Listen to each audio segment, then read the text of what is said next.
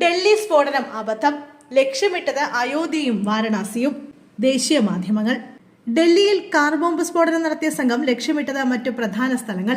അയോധ്യയിലെ രാമജന്മഭൂമി ക്ഷേത്രവും വാരണാസിയിലെ മറ്റു പ്രധാന കേന്ദ്രങ്ങളുമാണ് ഇവർ ലക്ഷ്യമിട്ടതെന്ന് അന്വേഷണ ഏജൻസികളെ ഉദ്ധരിച്ച് ദേശീയ മാധ്യമങ്ങൾ റിപ്പോർട്ട് ചെയ്യുന്നു.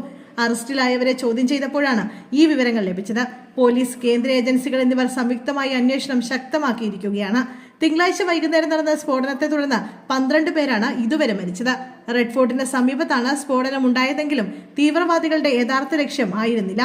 പകരം വലിയ നാശനഷ്ടം ഉണ്ടാക്കാൻ പാകത്തിലുള്ള ആശുപത്രികളും തിരക്കേറിയ പൊതുസ്ഥലങ്ങളും അവരുടെ നിരീക്ഷണ പട്ടികയിൽ ഉണ്ടായിരുന്നു. റെഡ് ഫോർട്ടിന് സമീപം നടന്ന സ്ഫോടനത്തിന് ടൈമറോ മറ്റ് ട്രിഗറിംഗ് സംവിധാനങ്ങളോ ഉണ്ടായിരുന്നില്ല. അതുകൊണ്ട് തന്നെ ആസൂത്രണമില്ലാതെ അബദ്ധത്തിൽ സംഭവിച്ച സ്ഫോടനമാണ് ഇതെന്നാണ് നിഗമനം. അയോധ്യയിൽ സ്ഫോടനം നടത്താൻ തീവ്രവാദികൾ ഉദ്ദേശിച്ചിരുന്നതായി റിപ്പോർട്ട് ചെയ്തു. ഇതിനായി ഷഹീൻ എന്ന പ്രതി സ്ലീപ്പർ മൊഡ്യൂൾ സജീവമാക്കിയിരുന്നു.